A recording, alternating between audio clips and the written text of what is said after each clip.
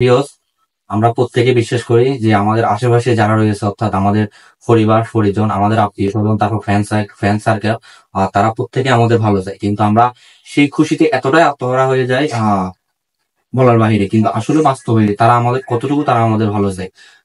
এটা সত্য, আমাদের আপনার আত্মীয় স্বজন বা আপনার ফ্রেন্ড সার্কেল, আপনার পরিবার সবসময় আপনার ভালো চাই। কিন্তু আপনার আত্মীয় স্বজন যারা আছে বা আপনার ফ্রেন্ড সার্কেল যারা আছে, আপনার পরিবার, সবার ভালো চাওয়ার ধরন কি আদৌ একরকম? আপনার আত্মীয় স্বজন আপনার ভালো চাই ততক্ষণ পর্যন্ত। আর যতটা ভালো হয়ে গেলে আপনি তাদের উপরে উঠে যাবেন, ততটা ভালো কিন্তু আপনার আত্মীয় স্বজন কখনো চাইবে না। আপনার কোনো আত্মীয় স্বজন চাইবে না যে আপনি তাদের চেয়ে উপরে উঠে যান বা আপনি তার চেয়ে উপরে উঠে যান। এটা সত্য, সে আপনার ভালো চাইবে, কিন্তু সেটা কতক্ষণ পর্যন্ত?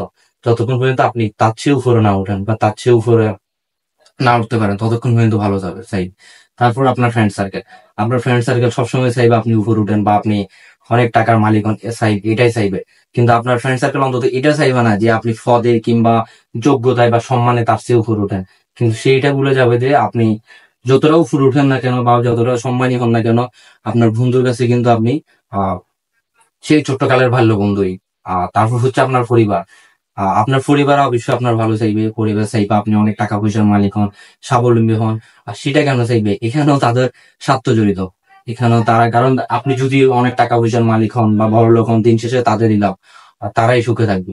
তো কিন্তু প্রত্যেকটা ক্ষেত্রে এরকম। আসলে আমরা মানুষের প্রত্যেকটা ক্ষেত্রে এরকম। আসলে প্রত্যেকে চায় সবসময় নিজের স্বার্থ চিন্তা করে। প্রত্যেকেই সবসময় আপনার উন্নতি চাই, সবাই আপনার উন্নতি চাই, সেটা হচ্ছে নিজের স্বার্থের জন্য। কেউ আপনার স্বার্থের জন্য অন্তত আপনার উন্নতি চাইবে না। সেটা সবসময় মাথায় রাখা উচিত আমাদের।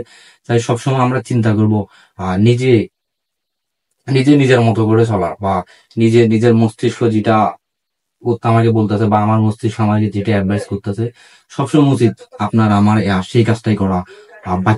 বাকি আশেপাশের মানুষের কথা বা আপনার ফ্রেন্ড সার্কেলের কথা বা পরিবারের কথা সবকিছুকে বিদ্যাঙ্গিলে দেখাইয়ে নিজে যে ডিসিশনটা নিছেন বা নিজে যে কাজটা করতে চাইতেছেন, সেটাকে ঠিক ভেবে সামনে আগায় যাওয়াটা হচ্ছে জীবনের মূল লক্ষ্য।